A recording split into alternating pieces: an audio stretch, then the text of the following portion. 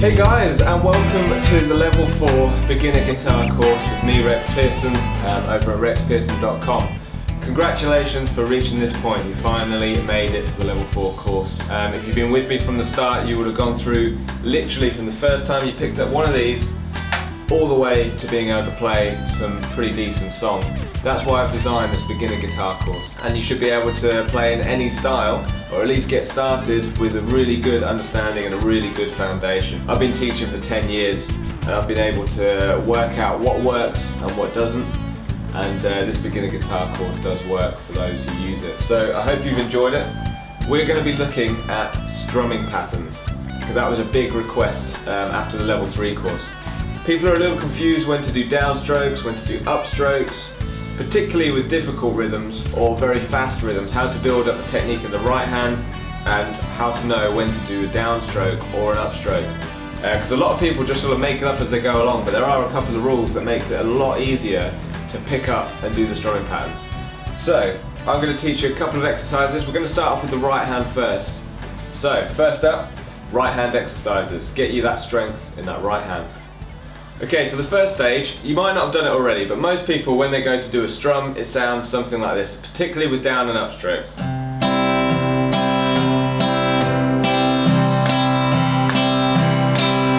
Now, that sounds good if you're trying to get bass, treble, or bass and high pitched notes. Sounds fine if you're aiming for that, but most people aren't. You're supposed to be doing full strums, and the right hand is sort of going for the bass notes, strumming up on the high notes. So the first exercise, if you line up on an open C major chord, that's all I'm doing with the left hand, because I'm focusing on the right hand here. Full downstrokes, full upstrokes, get the whole chord, and remember with the C chord, you're not going to play the low string, you're not going to play the low E. So what I do is I use my thumb over the top of the neck here, just to quieten down that string whilst we do the strumming pattern. Now, full downstrokes, full upstrokes. Because that thumb's there, you don't need to worry about hitting that top string, because it should be pretty muted there. Best way to tackle this exercise is to start slow, gradually build the speed until it starts to break down. So let's just do that together.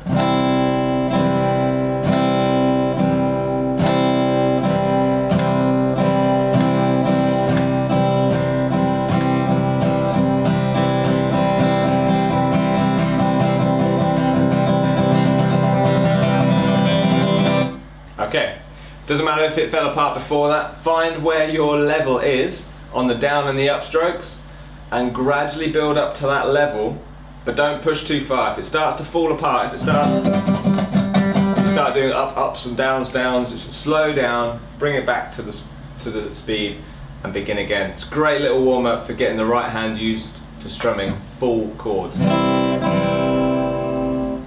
That's the first exercise. Okay, this second exercise is going to look at 3 different types of note groupings. We're going to be looking at quarter notes, eighth notes and 16th notes. Now don't worry about the name, because you don't really need to know what they are.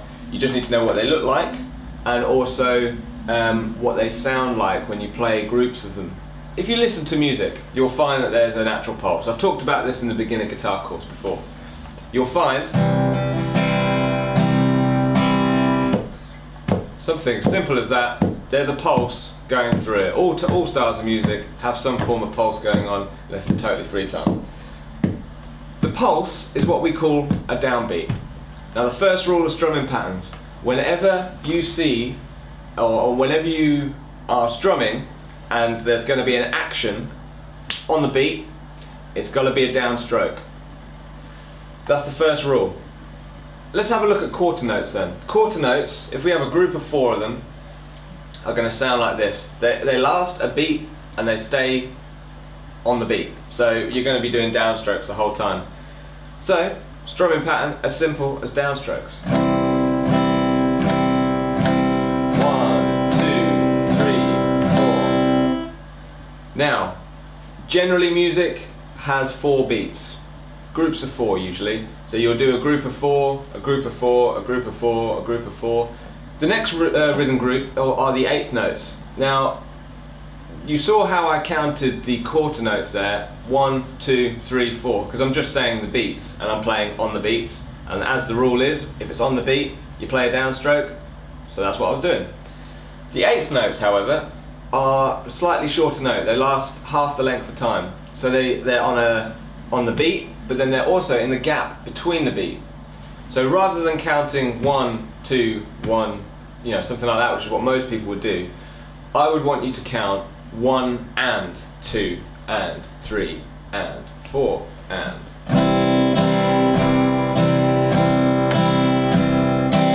Second rule of strumming patterns. If you see a and or a grouping where it's on the and, or some people like to say the up beat, you do an up stroke. So down beats, down strokes, up beats, up strokes. So eighth notes, downs and ups. 3 and 4 and. Make sure you count those notes because it really does help with knowing when to do an up and when to do a down. So if you had a group of down strokes and up strokes, a rhythm pattern, it might be something like this: 3 quarter notes and then 2 eighth notes. I'm going to count it as you should. 1, 2, 3, 4 and 1, 2, 3, 4 and. That was just me repeating the strumming pattern twice. Notice how I was counting the 4 and because we're dealing with eighth notes there. The final note grouping that we're going to cover for this lesson is the 16th note, which is again half the length of the note that was half the length of the note before it. So 16th notes, you're going to have 4 strums per beat. Best way to count this is with a 4-syllable saying, and I like to use 1 E and a. So if you're strumming, it's going to be a down, up, down, up. So if we had 4 beats like we usually do in music, 1 E and a, 2 E and a, 3 E and a, 4 E and a. 16th notes will sound like that. So let's combine a couple of these just to test that you understand when to do down and ups, and that you're counting the rhythm groupings correctly. Because then what we'll do is I'll teach you I'll be teaching you 4 strumming patterns that are going to test your knowledge on this, okay? Remember, down strokes on the down beats always, up strokes on the up beats always, okay? So, first strumming pattern that I'm going to do is just going to be a simple 2 quarter notes, 2 eighth notes, and 4 16th notes at the end. 1, 2, 3, 4. 1, 2, 3 and 4 E and a. 1, 2, 3 and 4 E and a. You see how I counted it? I put the strums in the right place. There you are. You've got the correct down and up strokes. So let me give you a quick test then. I'm going to teach you 2 lots of strumming patterns that are only going to last a bar, so they're only going to be 4 beats long, and then I'm going to teach you a strumming pattern that is actually 4 beats long, and you can use these in any song that you already know or that you might be learning, because you can just apply them to anything. So memorize them and use them at will wherever you want. The first one of the 1 bar strumming patterns is going to be 3 downs, 3 quarter notes, and then 4 16th notes. So you've already covered this one pretty much. You should know when to do down and up strokes. 2, 3, 4. 1, 2, 3, 4 E and a. 1, 2, 3, 4 E and a. 1, 2, 3. Once you've got this strumming pattern, and I should mention this for all of the strumming patterns, feel free to speed it up, slow it down, change chords, get used to using it.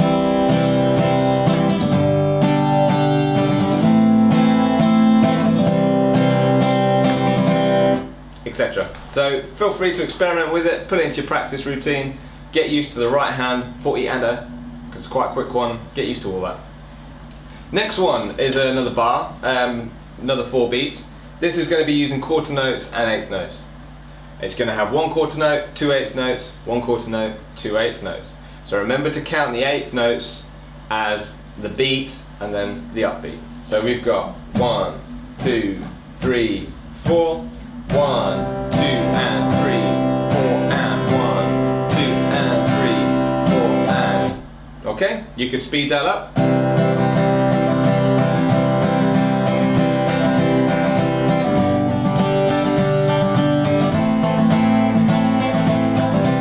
etc. Move around some chords, you know, it doesn't really matter what you do there, it will work. So that's 2 one-bar patterns for you there. Play those, practice them with a couple of different chords, and make sure you're counting it like I've taught you in the previous parts, because by counting the rhythms right, you're going to know when to do down and up strokes, and that's the most important thing people have asked me, is how do I know when to do down and up strokes. I'm going to give you one 4-bar pattern, because a lot of strumming patterns, they don't just last for 1 bar. Usually you'll get 3 that are the same, and then the last one that changes it up a bit. So this one is going to be 3 quarter notes, 2 eighth notes at the end. I'm going to do that 3 times, and then the final one is going to be a quarter note, 2 eighths, 2 eighths, and then the 16th notes at the end, a group of 4. So it's a big one. I'm going to display it over there for you so you can see it, and I'm going to put the counting in there as well so that you can count it correctly. And remember when to do downs and when to do ups. Here we go. 1, 2, 3, 4. 1, 2, 3, 4, and 1, 2, 3, 4, and 1, 2, 3, 4, and 1, 2, and 3, and 4, and 1. Then you would repeat the strumming pattern on the end. Remember that last bar is totally different. And that's a really cool strumming pattern that you can then use in any song you want. Great thing about strumming patterns is a lot of it is about feel. The most important part though is that you start learning it correctly with the correct downs and the correct upstrokes. It's very important for when you learn in the future, when you learn new strumming patterns, that you follow those rules, because you'll learn them much quicker. Your brain doesn't need to learn anything new because you're doing the same thing each time. You're always doing ups on the upbeats and you're always doing downs on the downbeats, and you're counting in the same way. Okay, we're going to finish this lesson with a test on what you've learned so far.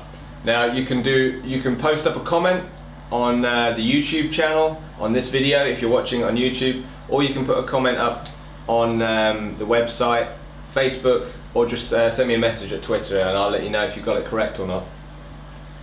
Remember that I said that downs are always on the downbeats, ups are always on the upbeats. I'm going to give you a strumming pattern that's going to basically try and confuse you a bit. What we've got is 3 downstrokes, then we've got a 2, so they're the quarter notes, then we've got 2 eighth notes, but the last eighth note you play is going to last a lot longer than it normally would. It's going to carry over. Let me demonstrate. 1, 2, 3, 4, and 1. Okay, so it carries over the beat. I'm going to display the strumming pattern over there for you, but I'm not going to play it because I don't want to show you what the answer is. But I want you to tell me what the pattern of down and up strokes are. If you don't want to post a comment, then just make sure you know what the down and the upstroke should be on. Practice that rhythm. You can post a video response on YouTube, and I'll put your video up with mine there and show the correct answer. And that's it, guys, for the first lesson on your level 4 beginner guitar course, strumming patterns. So I hope that has taught you how to firstly how to train your right hand to get used to full down and up strokes. It's taught you a couple of rules: always down strokes on the downbeats, always up strokes on the upbeats, and I've given you a couple of examples of how you can play those strumming patterns. And you got a test, so you got the whole lot all at once. Lesson 2, we're going to be developing these strumming patterns and looking at a couple of different note groupings, looking at a bit of funk playing, so the kind of things that are like